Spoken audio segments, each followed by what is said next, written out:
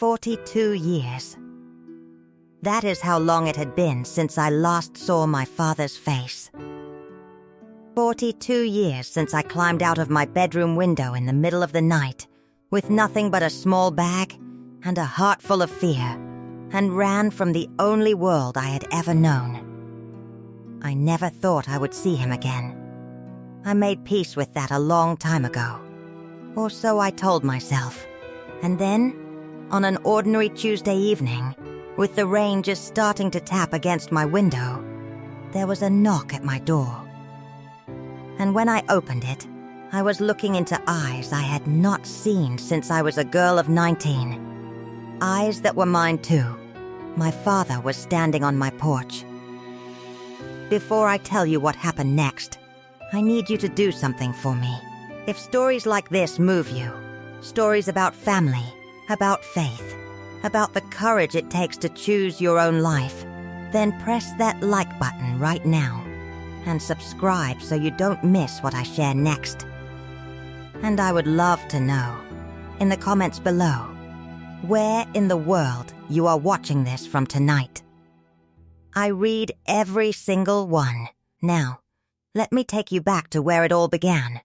On a farm in Ohio, in a world without electricity, without music, without a single photograph of my own face.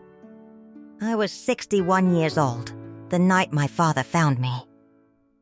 I want to start there, at that door, because I think you deserve to know what it felt like before I take you all the way back to the beginning.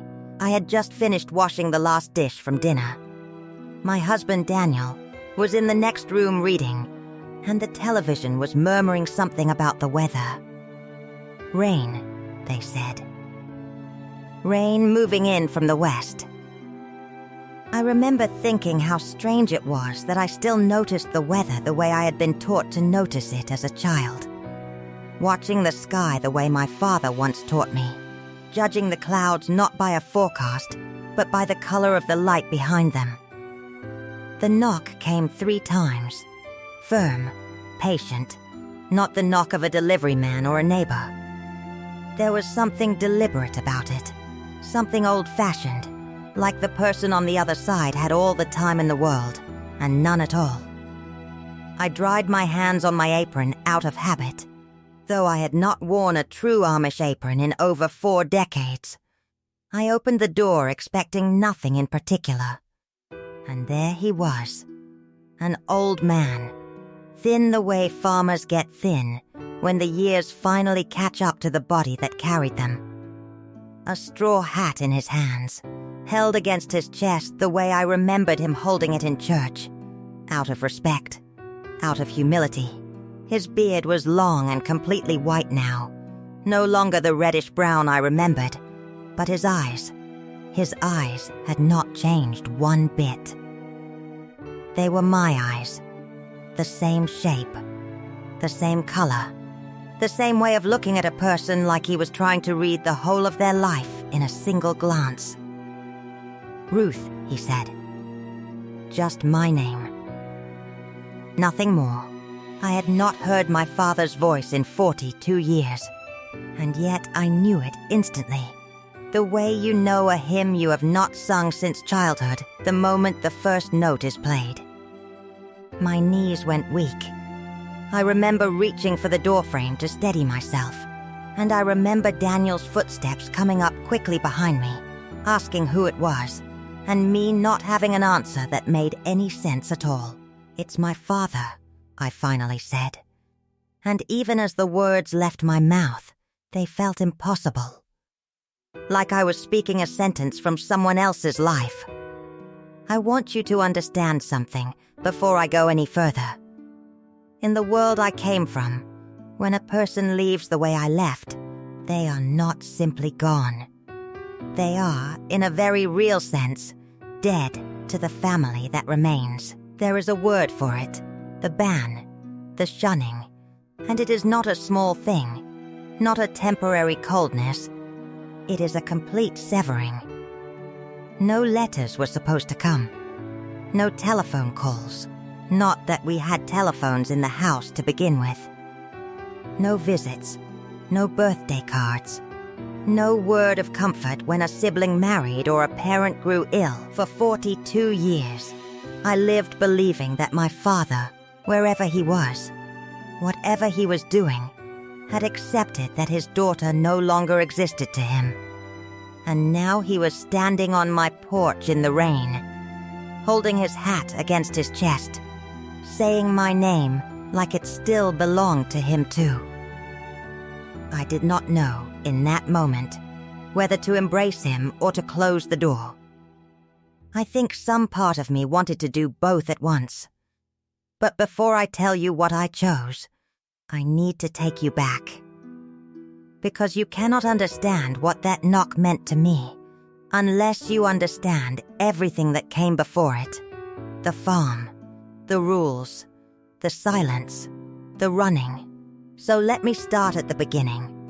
Back when I was just a small girl in a blue dress and a white cap, before I understood that the world I loved would one day become the world I had to escape.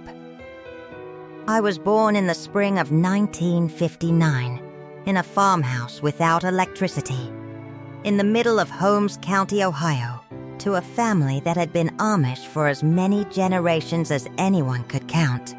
My mother told me once that I was born during a thunderstorm and that my father had to light 3 lanterns just to see the midwife's hands. I have always liked that detail. I like to think it explains something about me, that I came into this world during noise and light breaking through darkness, even though the life I was raised for valued silence and stillness above almost everything else. We were 9 children. I was the 4th and the second daughter. Our farm sat at the end of a long gravel lane, past a stand of sugar maples my grandfather had planted, with a red barn that seemed, to my child's eyes, as large as a mountain. We grew corn and oats and hay. We kept dairy cows, a few dozen laying hens, and always at least 6 horses. Because a horse was not a luxury to us. A horse was transportation, was labor, was practically a member of the family. My earliest memories are of my mother's kitchen. The smell of bread rising on the back of the wood stove, the particular blue of the enamel pot she used for canning tomatoes every August, so hot in that kitchen that sweat would run down her temples, and she would wipe it away with the back of her wrist, without ever pausing her work. My mother did not stop moving from before sunrise until well after the younger children were in bed. I do not say that with bitterness. That was simply what it meant to be a woman in our world. Rest was not really something we were taught to expect for ourselves, not until Sunday, and even Sunday had its own quiet labors.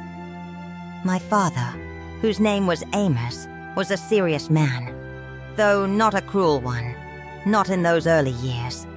He worked from before the sun came up, and I remember watching him from the hayloft window some mornings, walking out to the barn with a lantern swinging from his hand, breath rising in clouds if it was cold, and I remember feeling something like awe. In our world, a father was the head of the household in every sense. Spiritually, financially, physically, his word was closer to a law of nature than a personal opinion. When he said we would plant the north field in oats that year instead of corn, that was simply what would happen, and none of us, not even my mother, would think to question it aloud. I loved him, in the way a young child loves a parent who is more myth than man, more mountain than person. He rarely spoke to us directly, not in long conversations anyway. Communication in our home ran mostly through my mother, who would tell us what Dad expected of us, what would please him, what would disappoint him. But there were moments, and I held on to these moments tightly, the way you hold on to a coin you found as a child, when he would surprise me with a small kindness. Once, when I was maybe 6, I cried because a barn cat I had grown attached to had died, and my father, without a word, carved me a small wooden bird from a scrap of maple and left it on my windowsill. I still have that bird. It sat on my dresser for 42 years, through every home I ever lived in after I left. I will tell you more about that bird later, because it matters to how this story ends. Our days followed the rhythm of the farm and the rhythm of the church calendar, and there was very little space between the two. We rose before dawn. The girls helped with breakfast, with the younger children, with the eggs and the milking, before we changed into our dresses for the schoolhouse, a one-room building about a mile down the road where we were taught by an Amish woman named Miriam Hostetler, who had, herself, only gone to school through the 8th grade, same as we would. I loved school more than almost anything else in my childhood, and I think that fact alone tells you something about the woman I would eventually become. I loved the smell of the workbooks. I loved arithmetic especially, the clean certainty of it, the way a column of numbers would always resolve into the same answer, no matter how many times you added it up, unlike so much of the rest of my world, which seemed to run on rules that shifted depending on who was doing the judging. I was, by all accounts, a bright student. Miriam Hostetler told my mother once, at a school picnic, that I had a mind built for more than 8th grade could hold. My mother repeated this to me only once, in a low voice, almost like a secret, and then told me never to speak of it again, because there was no more schooling for an Amish child after the 8th grade, and to want more was to invite a kind of restlessness that our world did not know what to do with. But I did want more. Even at 10 years old, even before I understood what that wanting would eventually cost me, I wanted more. I think many people who are not from my background imagine Amish life as simple, even peaceful, a picture postcard existence of horse-drawn buggies and quilts and quiet Sundays. And there is truth in that picture. There is a real beauty in a life built around family, faith, and the land, a beauty I did not fully appreciate until long after I had lost it. But I want to tell you honestly what it was like to live inside the rules, because the rules were the water I swam in, and like any fish, I did not notice the water until the day I was finally pulled out of it. Everything in our world was governed by the Ordnung, the unwritten set of rules particular to our district, which dictated the smallest details of daily life. The width of a hat brim, the color of a dress, whether buttons or hooks and eyes were permitted on a coat, whether a young man could own a bicycle or only a scooter. These rules were not written in any book we could consult. They lived in the collective memory of the community, enforced by the bishop, by the ministers, and by the quiet, constant watchfulness of your neighbors.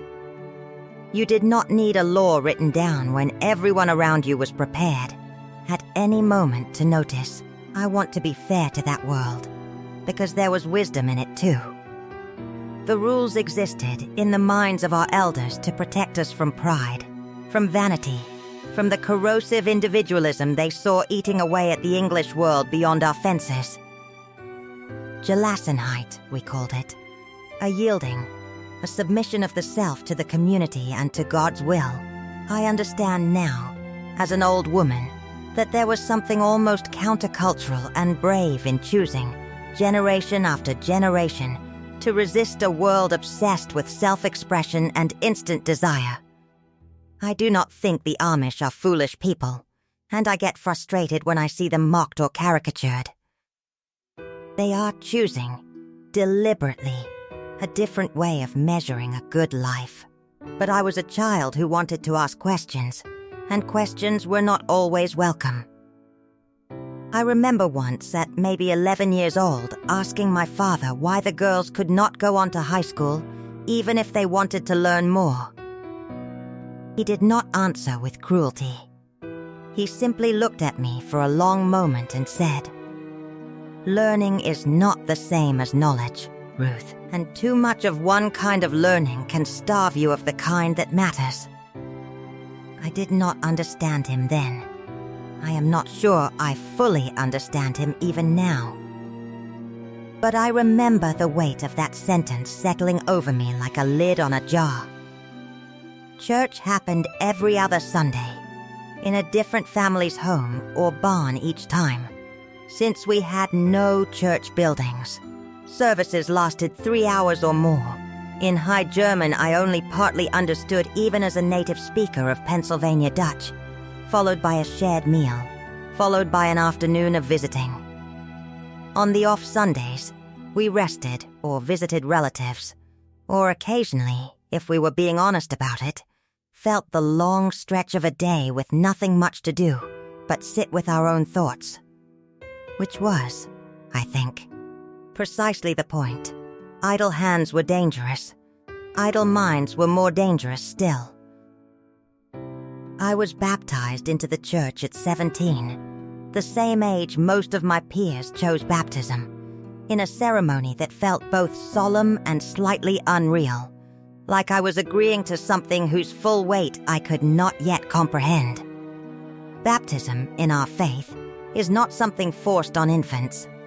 It is a choice, made as a young adult, and it is meant to be a choice made freely, with full understanding of what one is committing to, a lifetime bound to the church and its ordnung, with the threat of shunning hanging over any future departure.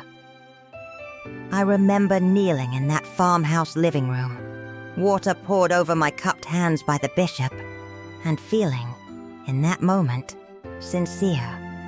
I meant it. I want you to know that, whatever came later, I was not lying to God or to my community that day.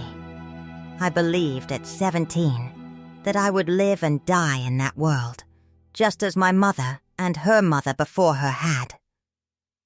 I did not yet know about Elias.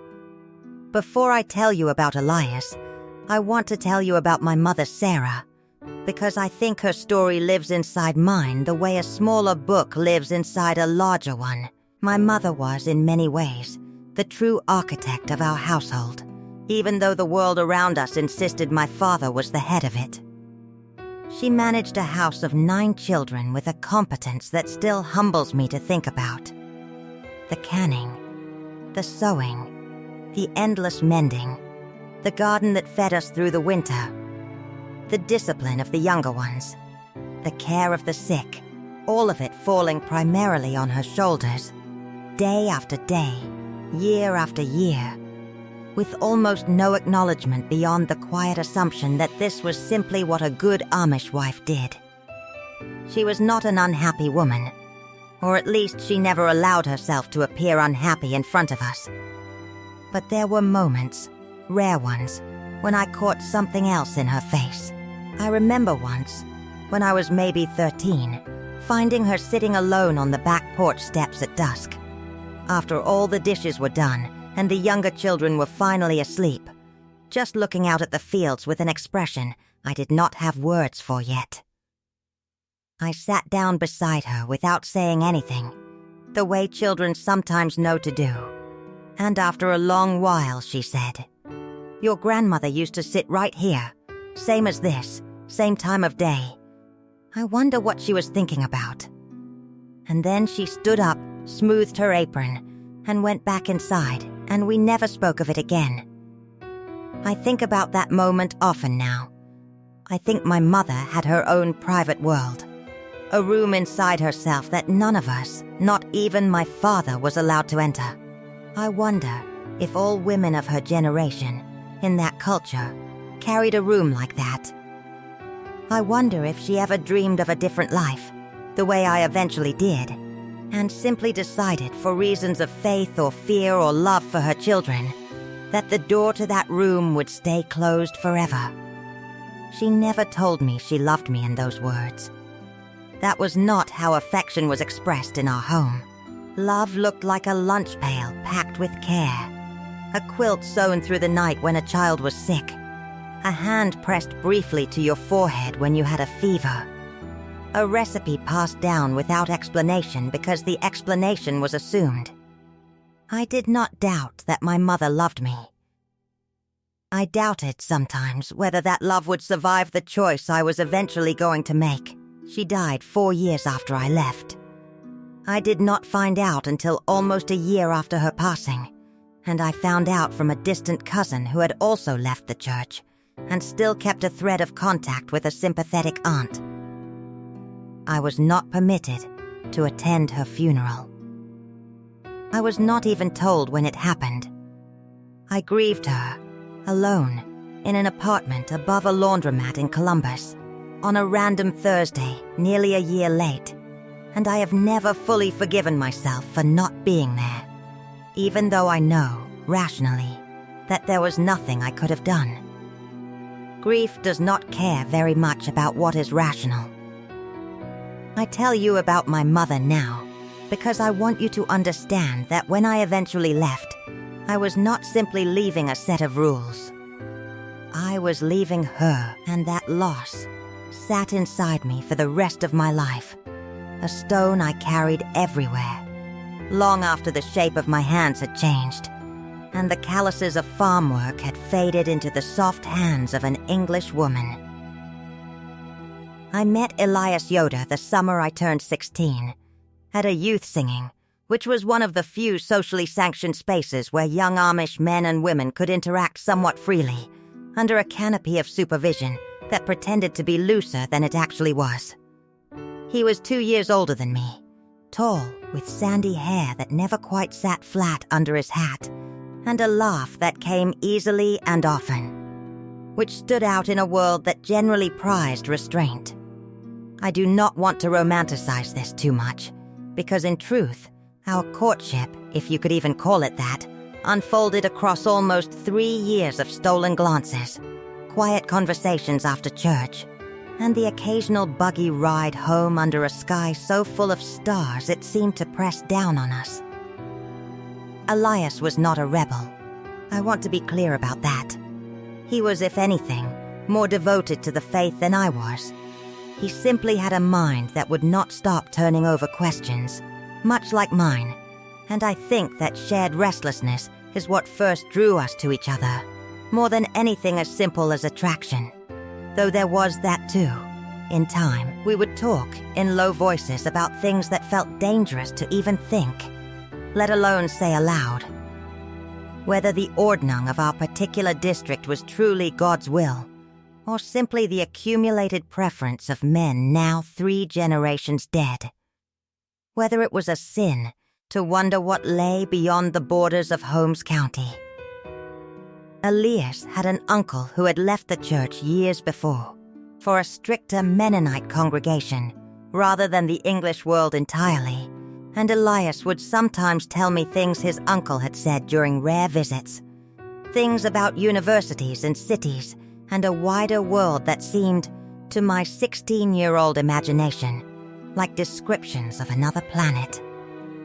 I fell in love with him slowly, the way you fall asleep, not noticing the exact moment consciousness slips away. By the time I was 18, I knew, with the same clean certainty I once felt about a column of arithmetic resolving to its answer, that I wanted to marry him. And for a while, it seemed we were simply walking the ordinary path toward that end, courtship. Eventually an announcement of our intention to marry. A wedding in November after the harvest. The way things were done.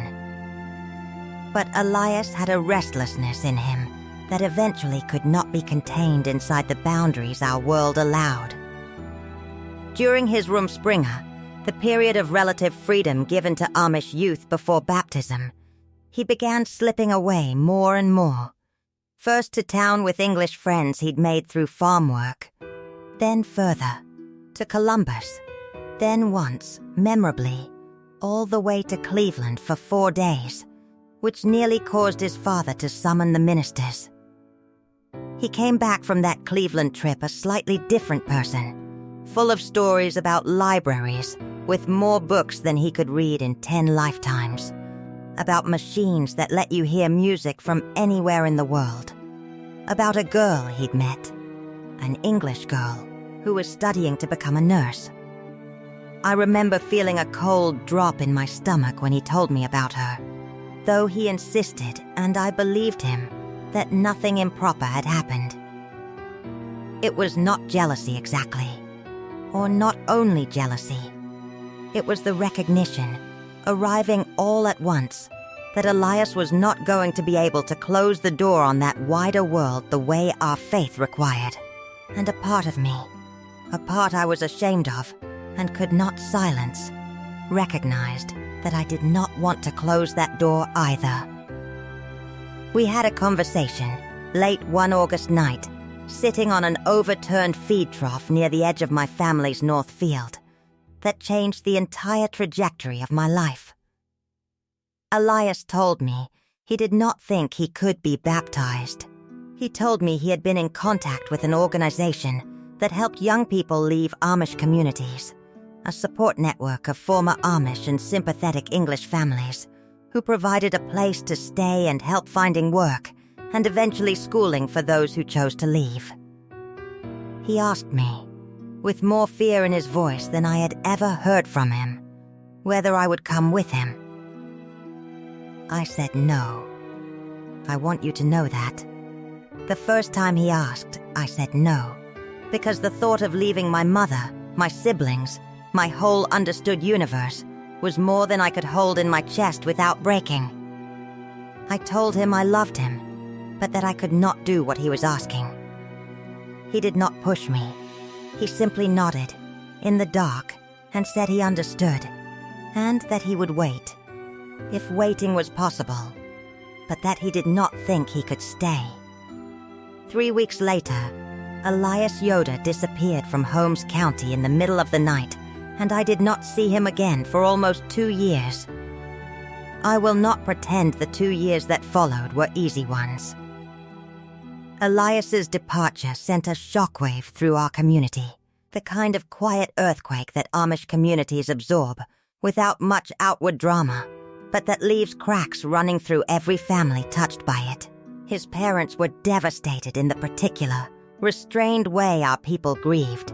No wailing, no public breakdown, just a visible thinning of Elias's father at church, a certain hollowness behind his mother's eyes that I recognized because I saw a version of it reflected in my own mirror.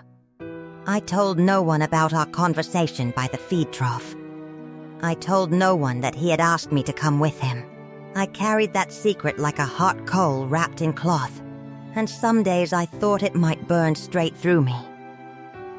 I finished out that year in a kind of numb obedience, doing everything expected of a good Amish daughter, helping my mother, attending every church service, even beginning quiet conversations with a widower's son named Levi Miller, who my parents clearly hoped I might eventually marry, since he was steady and serious and would inherit a good farm.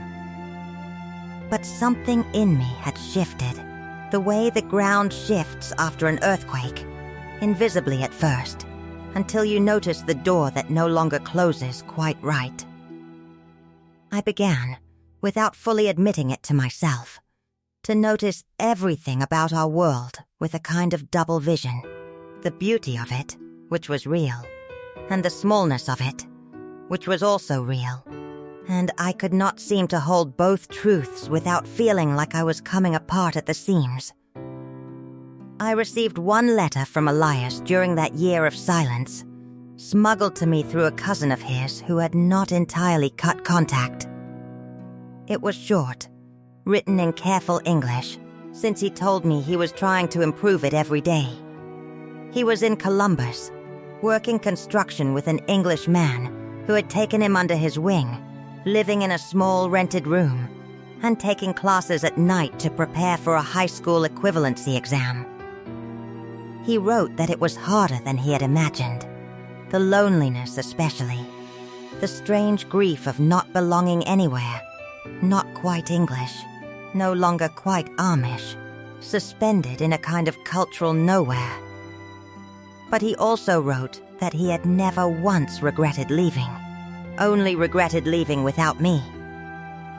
I read that letter perhaps 200 times before I finally burned it in the cook stove, terrified someone would find it. But burning the paper did not burn the words out of my memory. I could recite that letter to you today, word for word, 44 years later, and I suspect I always will be able to. By the time I turned 19, I felt like I was living two entirely separate lives inside one body. The outward Ruth, dutiful and quiet, attending Levi Miller's family for Sunday dinner, learning the particular way his mother liked her bread kneaded, and the inward Ruth, who lay awake most nights turning over Elias's letter in my mind, feeling a hunger for something I could not entirely name, something that felt, in my most honest moments, less like a hunger for Elias specifically, and more like a hunger for the simple right to choose my own life, whatever shape that life eventually took. That is the part I think people misunderstand most about stories like mine. It was never only about a boy. It was about the unbearable weight of a life mapped out for me before I was even born. A life I had agreed to at 17 without fully understanding what I was agreeing to, and the growing, terrifying suspicion that I wanted the right to choose it again. Freely, as an adult. Or else, choose something else entirely. Elias came back to Holmes County. In the spring, I turned 19, not to stay, but to see his mother, who had fallen seriously ill with pneumonia that winter and nearly died. He came in an English car, driven by the same man he'd been working construction with, and he wore English clothes, blue jeans, a plain collared shirt, no hat. And I remember the community's reaction to seeing him like that was somewhere between pity and quiet horror, as though he were a ghost wearing the wrong face. We spoke only once during that visit, briefly, near the same feed trough where everything had started 2 years before. Though this time, it was daylight, and there was nothing romantic about the setting. Only urgency. He told me his mother was recovering. He told me he had passed his equivalency exam and was starting classes at a community college in the fall. Something in agriculture science, which made him laugh at the irony of it, leaving a farm to go study farming in a classroom. And then he asked me again. Not with the same fear in his voice as before, but with a kind of calm certainty, as though the 2 years apart had only clarified what he already knew. He told me he was not going to ask a third time, that this was the last time, not out of cruelty, but because he had realized, in Columbus, that he could not keep his own life suspended, waiting for someone else's decision.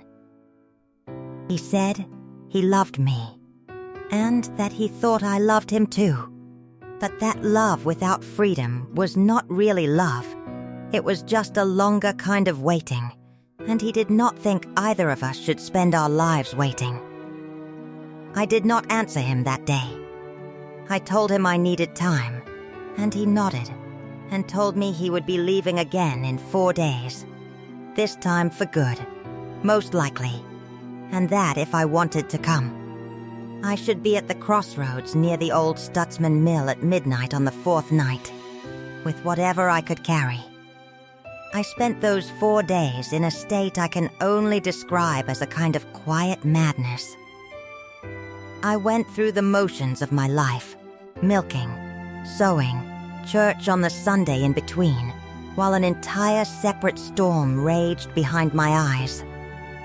I thought about my mother's face. I thought about the wooden bird my father had carved for me as a child.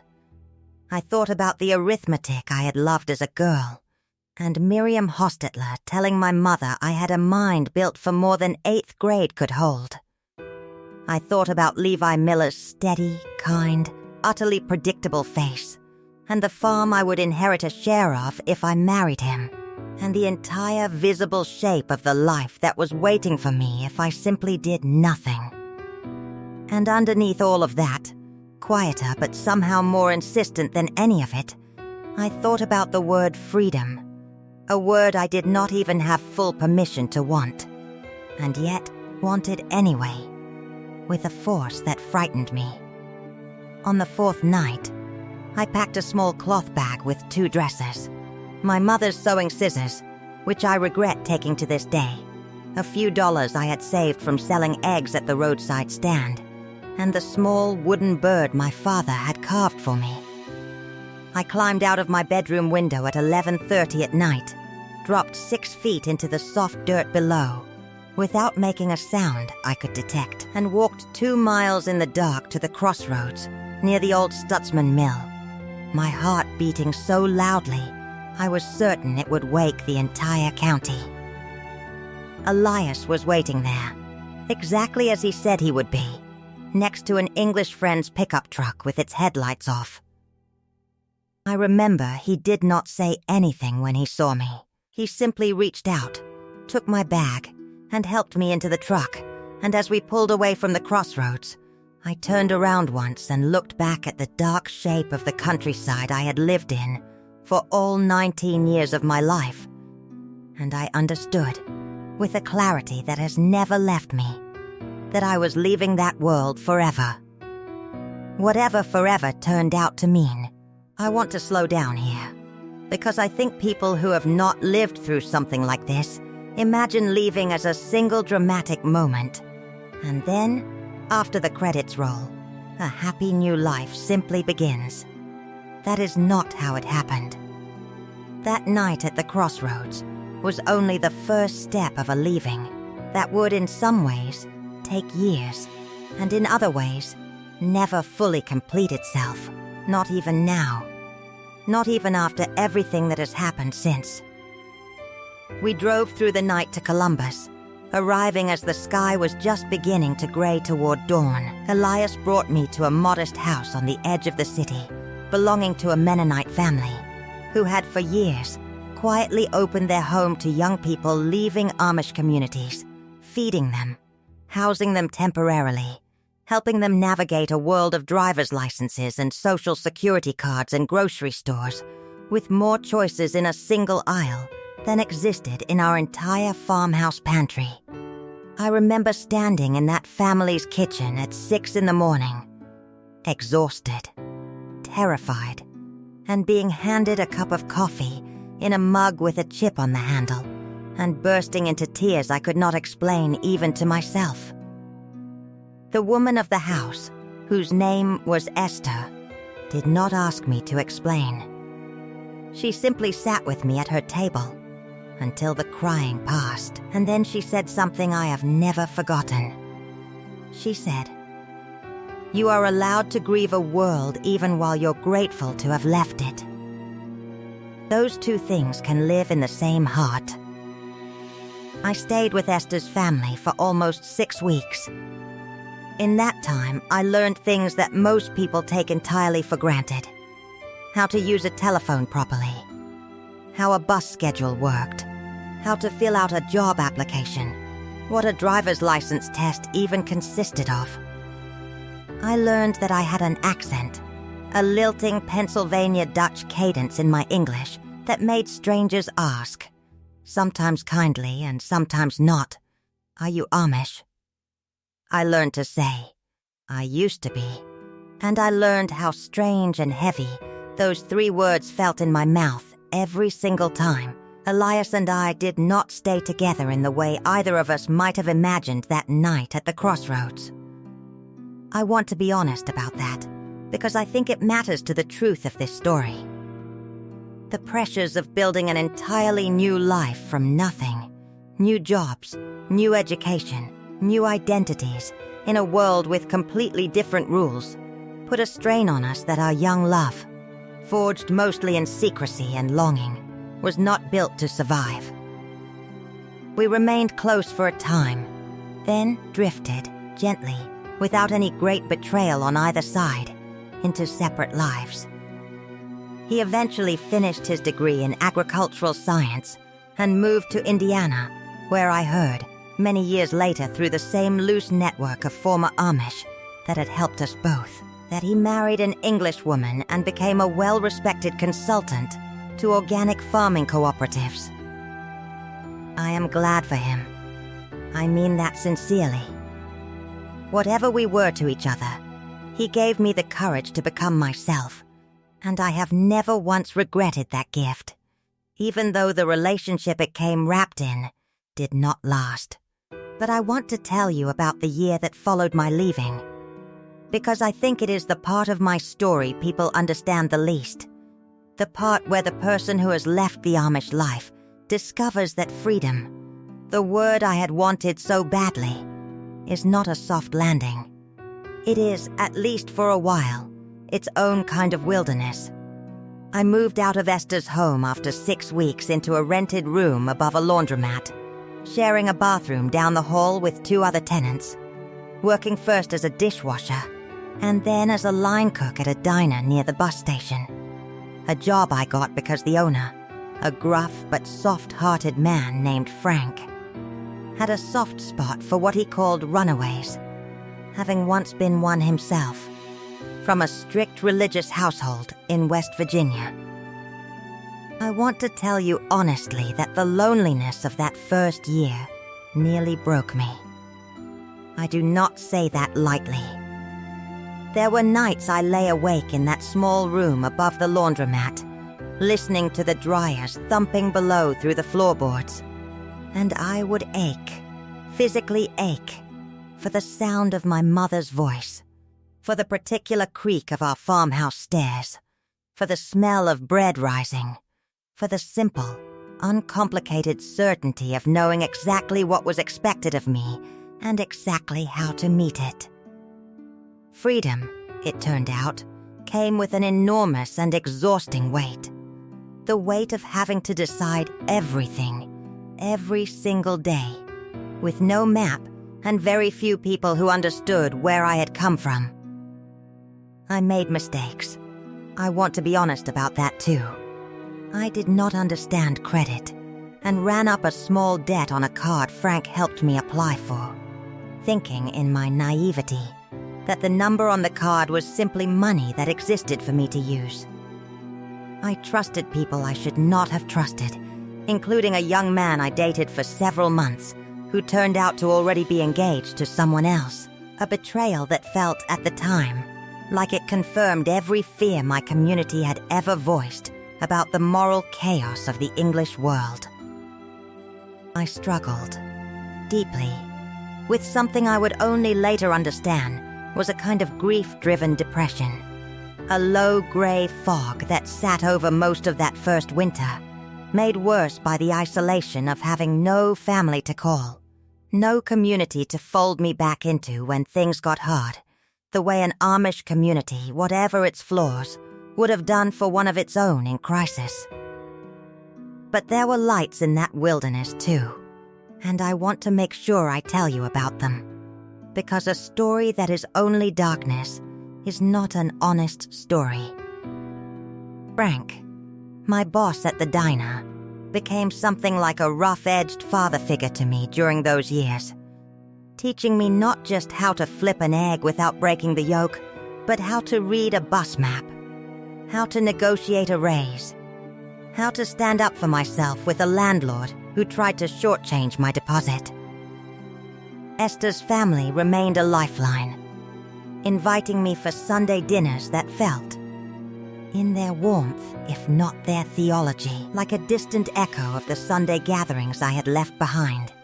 And slowly, I began to build something that was entirely mine.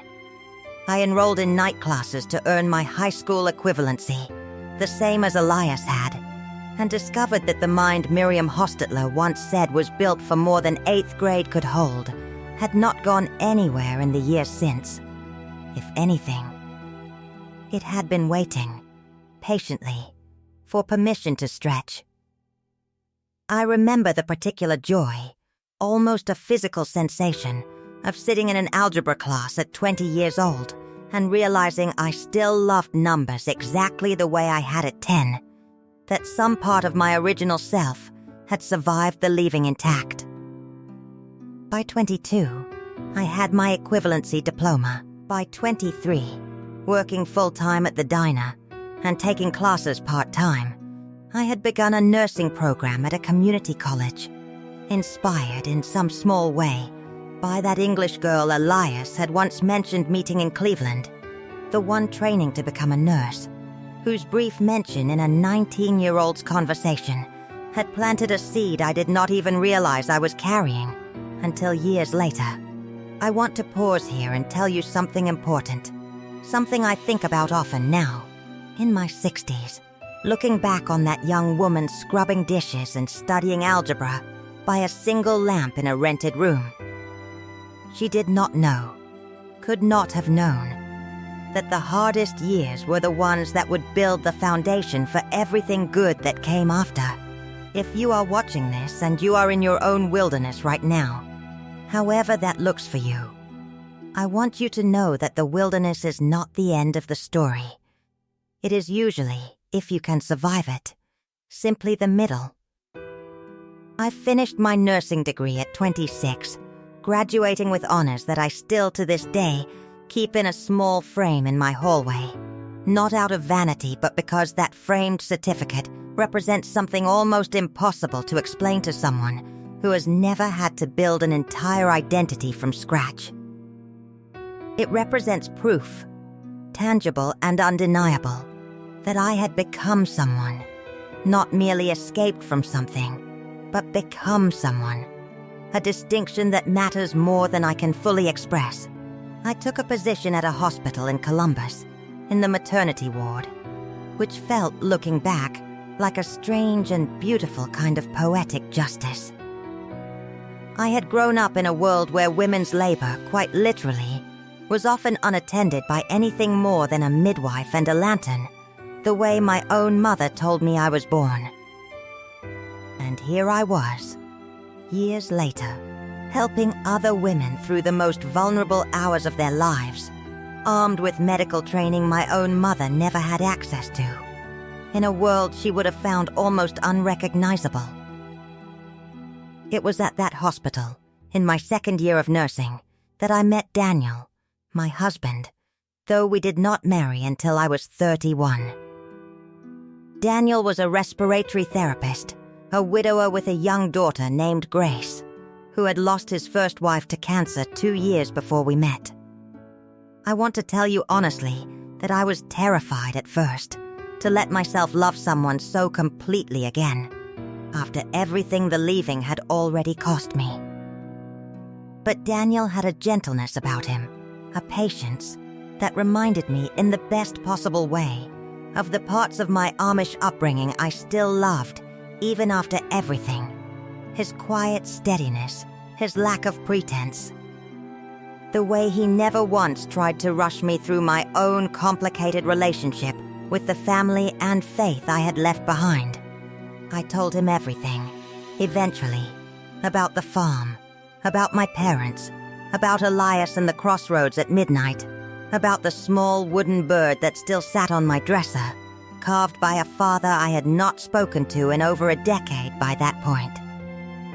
Daniel listened to all of it without judgment, and I remember him asking me, gently, whether I had ever thought about trying to reach out, to see if any bridge back to my family might still exist. I told him no. I told him that in our world, the shunning was not something you tested casually. To reach out, uninvited, risked not only rejection, but risked, in a strange way, making things worse for the family members who might want to respond but could not, under threat of being shunned themselves for maintaining contact with someone under the ban. Daniel and I married in a small ceremony in his sister's backyard. Nothing like the wedding I might have had with Levi Miller in a Holmes County farmhouse, but beautiful in its own right, full of people who had chosen to love me exactly as I was. Frank from the diner, walking me partway down the aisle since I had no father present to do it. Esther, now nearly 70, crying quietly in the front row. A small handful of nursing school friends who had become, in the absence of my siblings, something like sisters to me. I became a mother to Grace, who was 7 when Daniel and I married, and I want to tell you that raising her taught me things about love and patience and the particular ache of hoping desperately for another person's happiness that I do not think I could have learned any other way.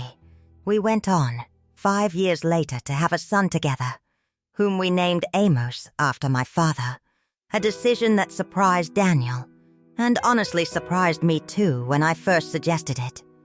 I think some part of me, even then, even after everything, could not fully let go of the hope that one day, somehow, that name might mean something to my father again. A bridge built quietly, secretly, long before I had any reason to believe it would ever be crossed. I do not want to give you the impression that the years between my leaving and that knock on my door 42 years later was simply a straight, uncomplicated climb toward happiness.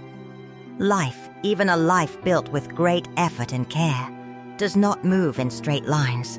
I want to tell you about some of the harder chapters too, because I think they matter to understanding who I was standing at that door, 61 years old, when my father finally reappeared. There were 2 miscarriages between Grace's childhood and Amos's birth. Losses that Daniel and I grieved together, but that I also grieved alone. In a private way, because I had no mother to call, no sisters to sit with me the way Amish women sit with each other through loss, bringing food, sharing silence, understanding grief as a communal event rather than a private burden to be managed alone with a therapist, which is, eventually, what I did instead, and which helped, though it was not the same. There was a period in my late 30s when I fell into a genuine depression, triggered, my therapist and I eventually understood, by watching Grace go through her own adolescent rebellion. Nothing serious, ordinary teenage stuff, staying out past curfew, arguing about clothes and music. But it shook something loose in me, some old fear about what happens when a child pulls away from the world her parents built for her.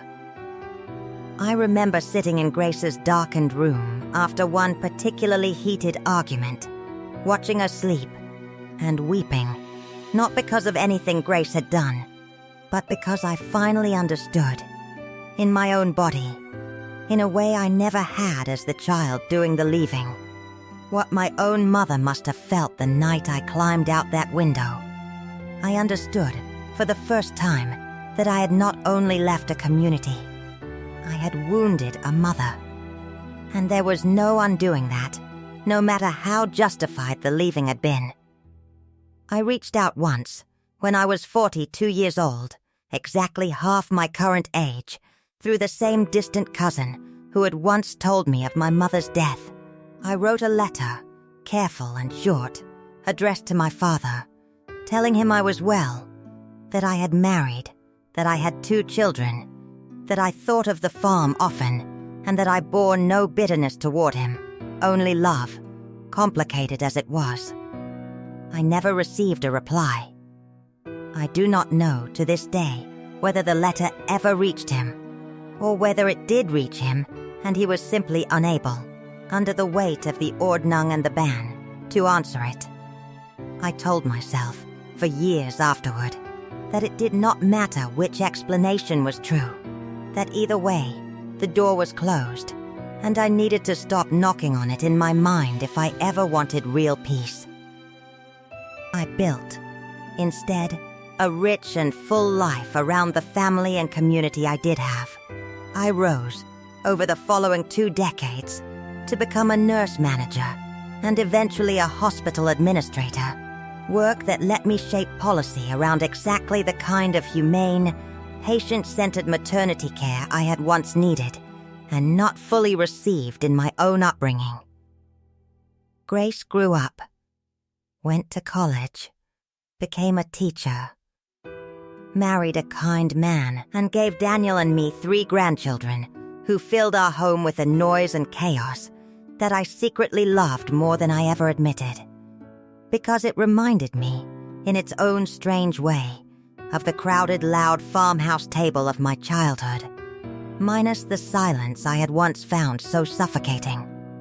Amos, our son, became an engineer and moved to Seattle and calls us every single Sunday, A small ritual I treasure precisely because it is a ritual I get to choose, freely, rather than one imposed on me by fear of consequence. By the time I turned 60, I considered myself, honestly and without exaggeration, a happy woman. Not a woman without scars, not a woman without an ache that never fully closed, but a happy woman, at peace with the choice I had made at 19, grateful for the life it had opened to me, even as I still, every single year on the anniversary of that midnight walk to the crossroads, allowed myself a quiet hour to grieve the family and faith I had left behind. I had stopped expecting my father to ever appear at my door. And then, on that rainy Tuesday evening, he did. I told you at the beginning of this story what it felt like to open that door and see him standing there, the straw hat pressed against his chest, the white beard, the eyes that were unmistakably my own eyes looking back at me across 4 decades of silence. Now I want to tell you what happened after that first frozen moment, because I think it is the part of this story that matters most. Daniel, standing behind me, was the one who found his voice first. He said, gently, "Please, come in out of the rain," and stepped back to let my father cross the threshold of a home he had never seen, into a life he knew almost nothing about. My father hesitated on the doorstep for a long moment, and I remember, even in my shock, noticing that hesitation and understanding it completely. The fear of crossing into a world that was not his own. The same fear I had once felt climbing out a window into the same darkness. He came inside. He sat, stiffly, at my kitchen table, in the same kitchen where I had, only an hour before, been washing dishes and thinking about nothing more complicated than the rain in the forecast. I made him coffee, my hand shaking so badly I spilled some on the counter, and for what felt like an unbearably long time, neither of us said anything at all. 42 years of silence does not simply dissolve because 2 people are finally sitting in the same room. It was my father who spoke first. He told me that my mother had passed peacefully all those years before, and that he was sorry, truly sorry, he said, his voice breaking on the word, that I had not been told in time to say goodbye or to grieve alongside my siblings. He told me that 6 of my 8 siblings were still living, scattered now, some still within the church, 2 others who had also eventually left, quietly, without the drama of my own departure, simply drifting toward the Mennonite church instead, a path considered less severe by our community standards. And then, he told me why he had come, after 42 years of silence, on a rainy Tuesday evening, unannounced, at the age of 84. He told me he had been diagnosed 6 months before with a cancer that the doctors, English doctors, which itself represented an enormous concession for a man of his convictions, believed would take his life within the year. He told me that in the quiet months since that diagnosis, sitting with the reality of his own ending, he had found himself thinking, more than anything else, about the daughter who had climbed out a window 42 years before and never been spoken of again in his household, except in prayers he was not certain God still heard. He told me that my letter, the one I had sent at 42, the one I had assumed had vanished into silence, had, in fact, reached him. He had kept it, he said, hidden in a small tin box beneath a loose floorboard in his bedroom, unable to answer it under the weight of the ban, but unable to destroy it either. He had read it, he confessed, hundreds of times over the past 19 years, the same way I had once read Elias's single letter 200 times before burning it. He knew I had married. He knew I had 2 children. He said the name Amos, my son's name, had reached him too. through that same web of distant cousins that had once carried news of my mother's death, and that when he learned I had named a child after him, he had gone out to the barn, alone, and wept for the better part of an hour. The first time, he told me, that he had properly wept since the night I disappeared. I sat across that table from my father, this man who had once seemed as unmovable and eternal as a mountain to my child's eyes, now thin and dying, and finally, after 42 years, weeping openly in my kitchen, and I felt something crack open inside my chest that I had not even fully realized was still sealed shut. Over the following hours, as the rain settled into a steady rhythm against the windows and Daniel quietly made a second pot of coffee, my father told me things I had never known, things that reshaped. In ways I am still working through even now. My entire understanding of the man I had spent 4 decades believing had simply let me go without much struggle.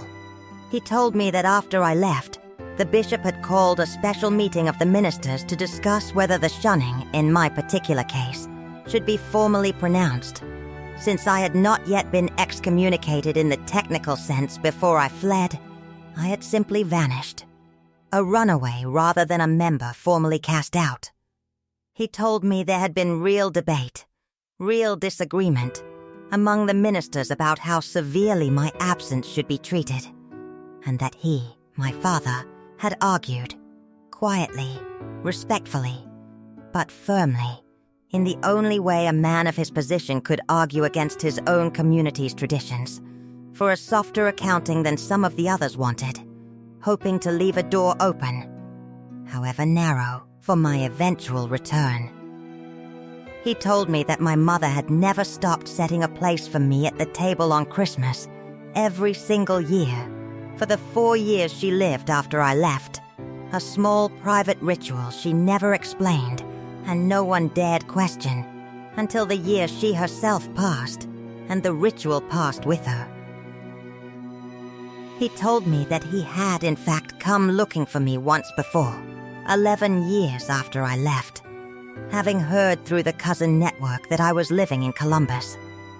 He had taken the bus, an enormous transgression for a man who had never in his life traveled anywhere by any means, other than horse, buggy, or the hired driving services occasionally used for long emergencies, and had stood, for the better part of an afternoon, across the street from the hospital where I was known to work, working up the courage to cross and ask for me at the front desk. He told me he had not been able to do it. He told me he had stood there until his legs ached, then gotten back on a bus and gone home and told no one, not even my mother, that he had gone.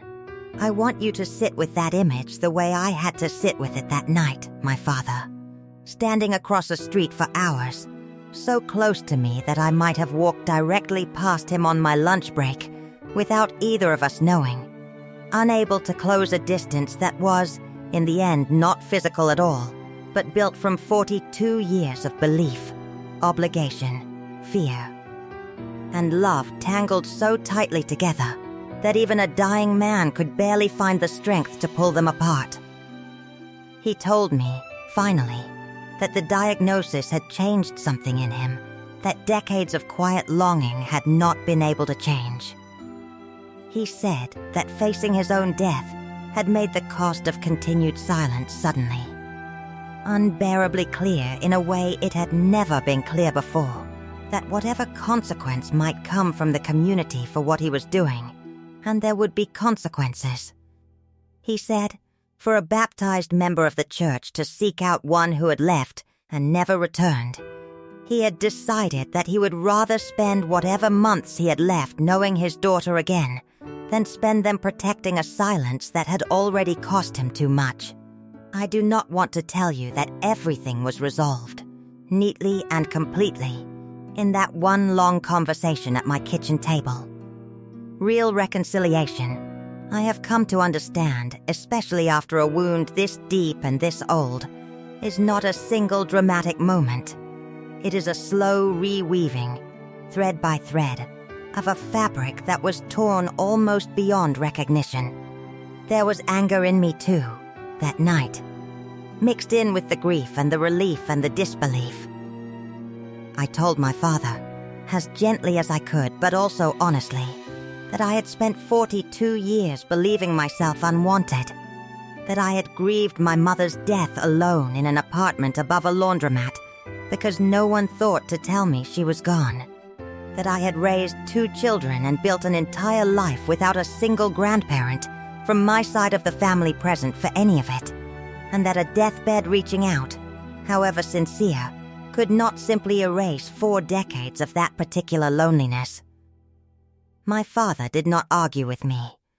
He simply nodded, his hands wrapped around a coffee mug he had clearly never seen anything like before, and said, "You are right to feel that.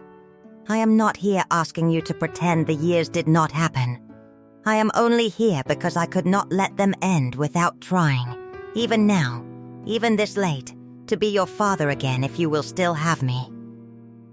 I did not answer him immediately. I told him I needed time. The same words I had once said to Elias at 19 years old, standing near that same feed trough, though this time the stakes and the shape of the decision were entirely different. My father stayed in a hotel near our home for 11 days, and over those 11 days, we met each morning at my kitchen table, slowly, carefully, rebuilding something neither of us had words adequate to describe. I brought out the small wooden bird on the 3rd morning and set it on the table between us without a word. My father picked it up, turned it over in his weathered hands, and I watched his eyes fill with tears again as he recognized, immediately, the small carving he had made for a grieving 6-year-old girl over 50 years before. "You kept this," he said, not quite a question. "Through everything?" I told him yes. I told him it had sat on my dresser in every home I had ever lived in since the night I left. A small anchor to a love I had never fully been able to disbelieve in, even during the years I told myself I had. He met Daniel properly during those 11 days, the 2 of them talking for hours one afternoon, while I sat nearby, mostly listening, astonished at how easily my husband's gentleness and my father's quiet dignity found common ground despite the enormous gulf between the worlds that had shaped them. He met Grace, briefly, over a video call that took nearly 20 minutes to set up because he had never used a smartphone before, and I watched him weep again, openly, unashamed now, in a way the man I remembered from my childhood never would have allowed himself to be. When Grace called him Grandpa Amos, without any prompting from anyone. He was not able to meet my son Amos in person during those 11 days. Amos flew in from Seattle 4 days after my father had already returned home to Ohio, having decided, after much soul-searching and at least one difficult conversation with the bishop, that he would formally accept whatever consequence the church required for what he had done, because he said the remaining months of his life were worth spending honestly rather than in hiding. But Amos did fly to Ohio 3 weeks later to meet the grandfather he had been named for, and I am told, because I could not bring myself to be present for that particular meeting, needing, even then, some private moments of my own, that the 2 of them sat together on my father's porch for nearly 4 hours, mostly in silence, occasionally in tears, until my father finally said, "I am glad your mother gave you my name. I did not deserve it, but I am glad." My father lived for 7 more months after that rainy Tuesday knock on my door. I want to tell you about those 7 months, because I think they were, in their own strange and painful way, among the most important months of my entire life.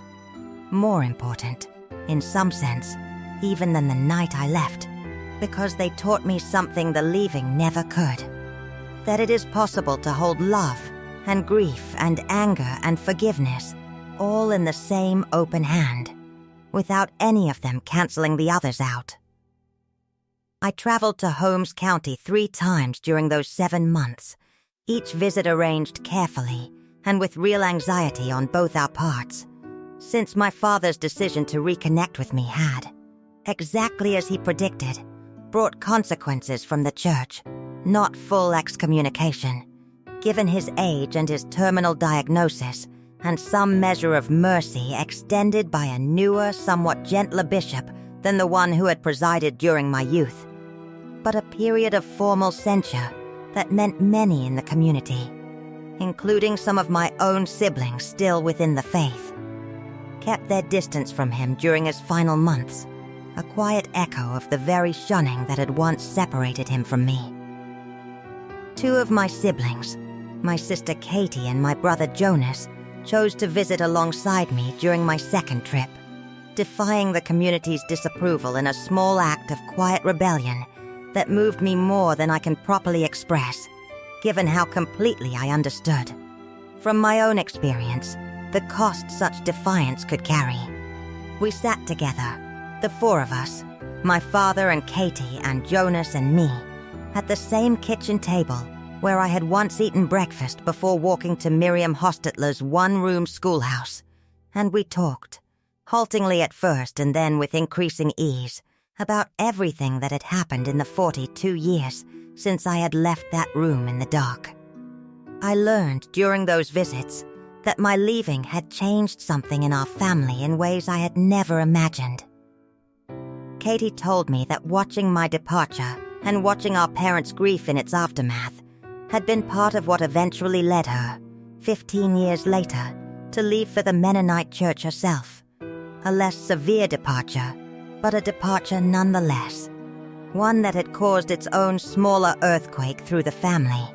Jonas told me that he had stayed, had never seriously considered leaving, but that my absence had haunted every major decision of his own life. His choice of wife, his approach to raising his own children, his private, quiet conversations with God about whether the rules he had built his entire existence around were truly as unbending as he had once believed.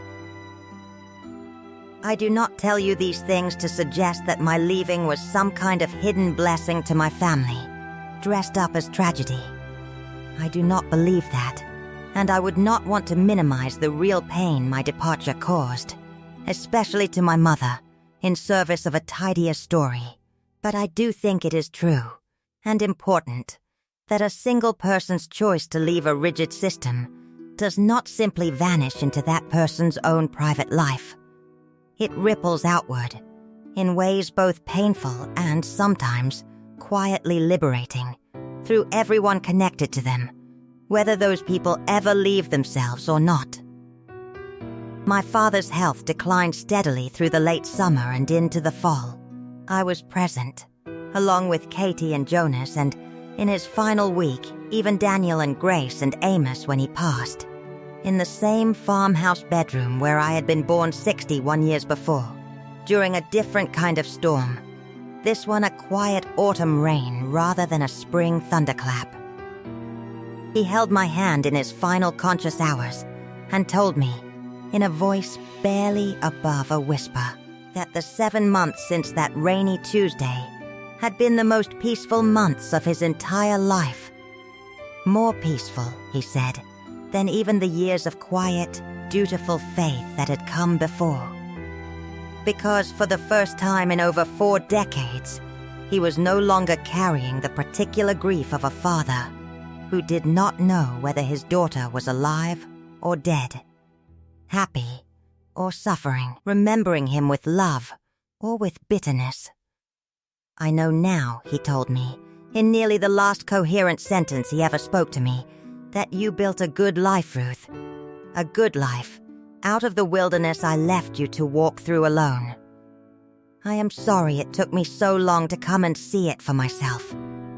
But I saw it. I am glad, more glad than I have words for, that I finally saw it.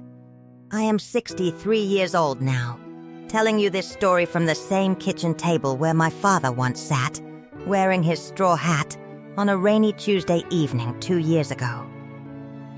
The small wooden bird sits on my dresser still, though these days it sits beside a photograph, one of the only photographs that exists of my father, taken during his final visit here, since photography was, for most of his life, forbidden by the very faith he practiced until his last breath. I think about my story often, turning it over the way I once turned over Elias's letter, trying to understand what it means, what it is meant to teach, not just to me, but perhaps to anyone who hears it. I do not think the lesson is that leaving is always right, or that staying is always wrong. I do not think faith like the one I was raised in is something to be simply mocked or dismissed, because I watched that faith produce, in my own father, a capacity for quiet, patient, decades-long love that I am not sure the fast-moving English world I eventually joined would have preserved as carefully. But I do think the lesson, if there is one single lesson in a life as complicated as mine, is this: silence, however sincerely intended, however wrapped in tradition or fear or belief, almost always costs more than we imagine it will when we first choose it. My father chose silence for 42 years, believing, I think, that silence was simply the shape his obedience and his love were required to take. And in the end, it was not obedience that finally broke that silence. It was the plain, unavoidable fact of his own mortality, forcing him to ask himself, honestly, what he would regret most when his life came to its close. I do not want to wait for a deathbed to ask myself that question. I do not think any of us should have to. If there is a door in your own life that has been closed for years, out of pride, or fear, or the accumulated weight of old hurts neither side quite knows how to name anymore, I hope my father's long walk to my porch, and his 11-year earlier walk to a hospital across the street that he could not quite finish, might be a small nudge toward crossing whatever distance still separates you from someone you have not stopped loving, even in the silence. I left the Amish world at 19 years old, climbing out of a window in the dark, certain I was choosing freedom over faith, choice over obedience, my own life over the life that had been mapped out for me before I was born. I do not regret that choice. I built a good life on the other side of that window, exactly as my father told me, in his final coherent words that he had come to see for himself. But I understand now, in a way I could not have understood at 19, that freedom was never really the opposite of the love I left behind. It was simply love, given room, finally, to choose itself. And 42 years later, on a rainy Tuesday evening, that same love, grown old and thin and dying, found its way back to my door, wearing a straw hat, holding it against his chest the way I remembered from every Sunday of my childhood, and said my name like it still belonged to him. It did. It always had. Thank you for sitting with me through this story tonight. If it moved you even half as much as it still moves me every time I tell it, please take a moment to like this video. Subscribe for more stories like this one, and leave a comment letting me know where in the world you are watching from. I read every single comment, and I would love to know your thoughts, or even a little piece of your own story, if you feel like sharing it. Until next time, take care of the people you love, and don't wait 42 years to open the door.